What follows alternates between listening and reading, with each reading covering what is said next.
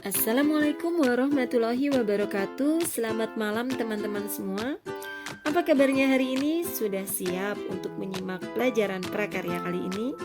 Pastikan kalian sudah menyiapkan buku dan alat tulisnya, serta jangan lupa berdoa dulu ya sebelum kita memulai belajar. Pada hari ini Ibu akan membahas materi modul 12, yaitu mengenai peluang usaha limbah kayu. Materi peluang usaha limbah kayu ini merupakan materi kelas 12 untuk pendidikan kesetaraan paket C. Limbah kayu.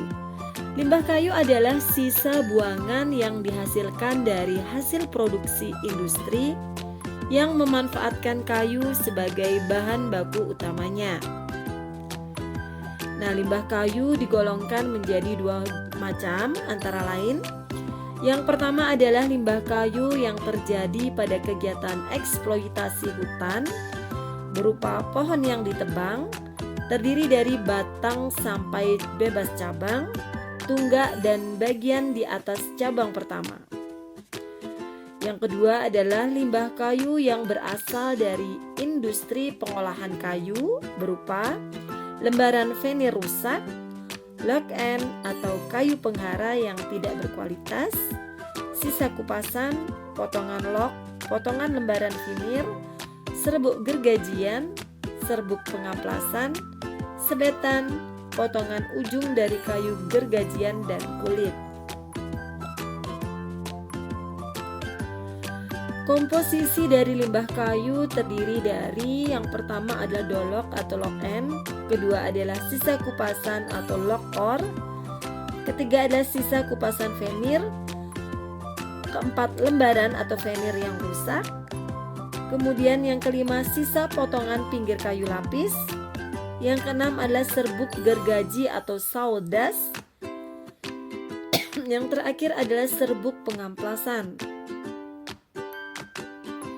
Teman-teman, karakteristik dari masing-masing limbah kayu berbeda antara yang satu dengan yang lainnya.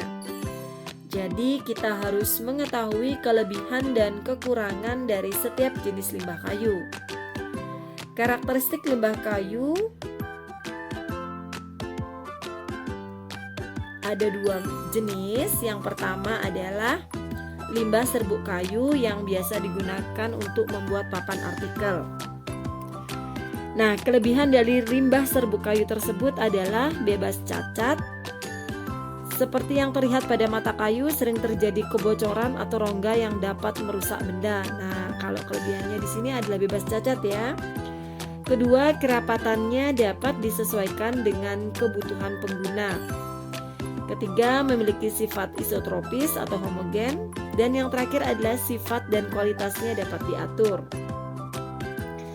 Selain kelebihan, tentunya limbah serbuk kayu juga memiliki kelemahan. Kelemahannya antara lain adalah yang pertama, stabilitas dimensinya rendah, yang kedua berpengaruh kepada ketahanan, dan yang terakhir adalah memiliki tingkat kerapuhan yang tinggi. Jenis karakteristik yang kedua adalah tentang limbah kayu jati.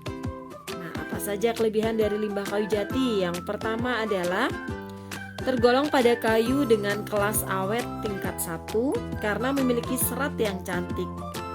Kedua, memiliki daya tahan yang kuat terhadap jamur.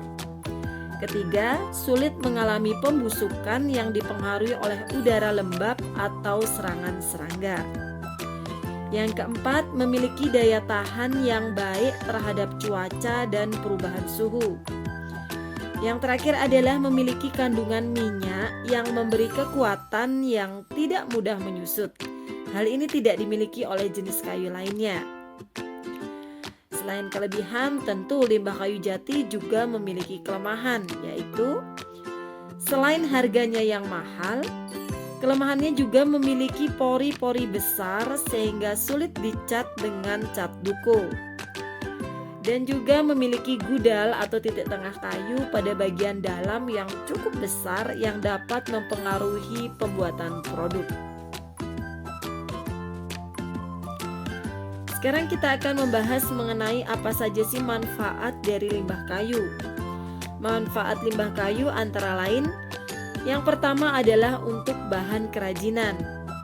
Dari pengalaman beberapa pengrajin, limbah kayu yang digunakan untuk kerajinan biasanya adalah jenis kayu jati, mahoni, eboni, sono keling, abasia, jati Belanda, dan masih banyak lagi.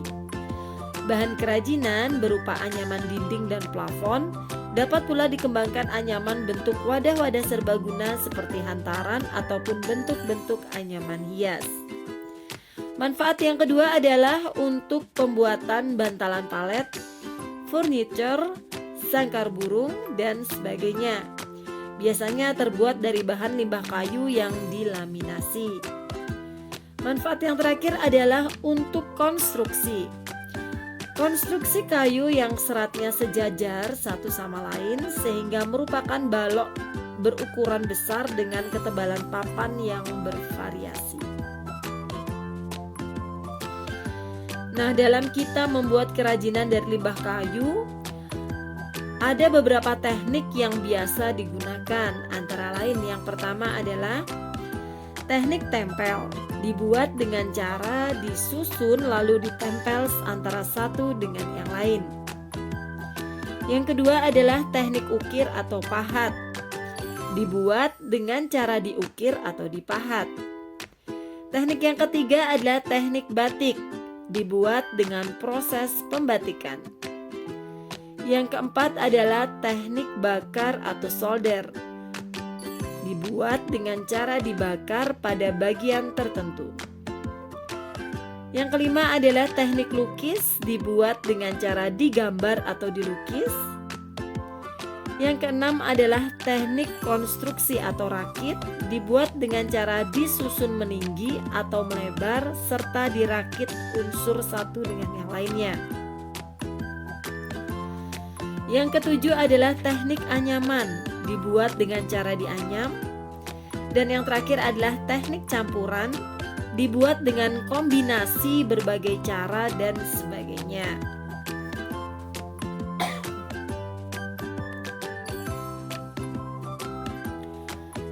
Sekarang kita menuju pada hal-hal apa saja sih yang perlu diperhatikan saat kita merencanakan produksi.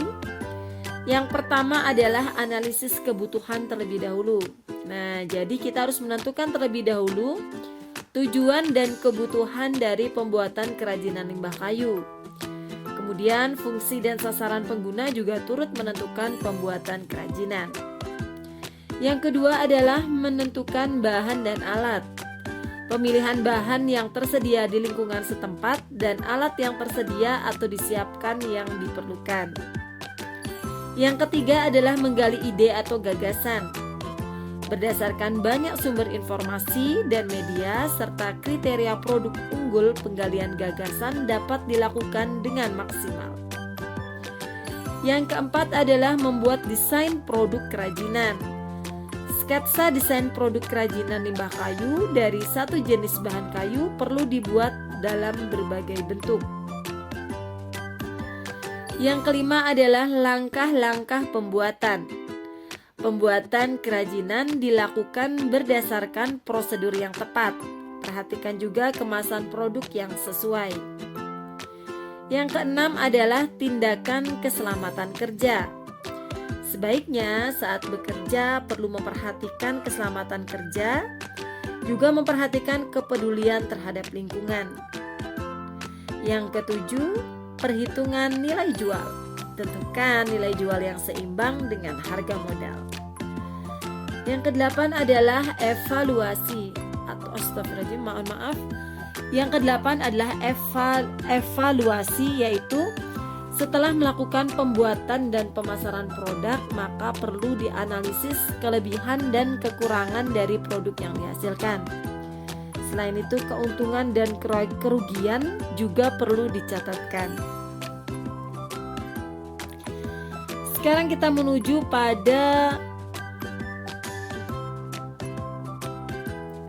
ingin tahukah kalian usaha di bidang kerajinan limbah kayu apa saja sih yang bisa dibangun? Nah, mari kita simak usaha yang dapat dilakukan berikut ini.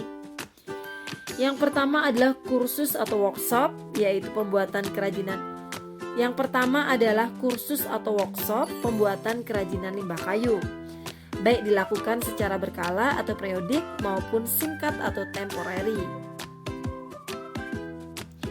Yang kedua adalah kursus desain kerajinan limbah kayu, baik manual maupun digital. Yang ketiga adalah usaha bidang distribusi penjualan kerajinan limbah kayu. Dalam hal ini, usaha yang dibangun hanya sebagai paying, tidak menyediakan ruang untuk penyimpanan produk. Yang keempat adalah membuka pabrik pembuatan kerajinan limbah kayu. Usahawan harus memiliki ruang sebagai tempat produksi bahan baku, bahan proses, dan bahan jadi. Hal ini akan banyak menyedot tenaga kerja, oleh sebab itu harus di-manage dengan sebaik-baiknya seperti layaknya sebuah perusahaan. Yang ketiga adalah tenaga kerja pembuatan kerajinan limbah kayu. Seseorang hanya bekerja sebagai tenaga pengrajin saja tanpa menyediakan modal pembelian bahan dan peralatan. Yang terakhir adalah toko perkakas kerajinan kayu atau woodcraft tool shop. Seseorang juga bisa menjual bahan dan alat pembuatan kerajinan kayu yang bisa digunakan para perajin kerajinan kayu. Kita menuju pada pembahasan yang terakhir, yaitu beberapa cara yang harus dilakukan ketika ingin sukses memulai usaha rumahan kerajinan limbah kayu. Antara lain, yang pertama adalah minta dukungan keluarga. Kedua, belajar administrasi yang baik. Ketiga, jauhkan pikiran dari kegagalan. Keempat, tentukan visi dan misi usaha. Yang kelima, hitung kebutuhan modal. Yang keenam, pilih bidang yang sesuai passion. Yang ketujuh, pilih waktu memulai usaha. Yang kedelapan, tentukanlah keunikan dari produk. 9, lakukan promosi dengan cepat dan cermat. Dan yang terakhir adalah berikan layanan yang terbaik untuk konsumen. Alhamdulillah, selesai sudah materi modul 12 mata pelajaran prakarya mengenai peluang usaha limbah kayu. Ibu berharap setelah kalian memahami materi ini, maka kalian sudah mampu atau memiliki gambaran bagaimana untuk memulai usaha kerajinan limbah kayu sendiri. Semoga apa yang Ibu sampaikan pada hari ini bisa bermanfaat dan menambah wawasan keilmuan kalian. Ibu mohon maaf apabila ada kata-kata yang kurang berkenan bagi kalian. Sekian dan terima kasih. Wassalamualaikum warahmatullahi wabarakatuh.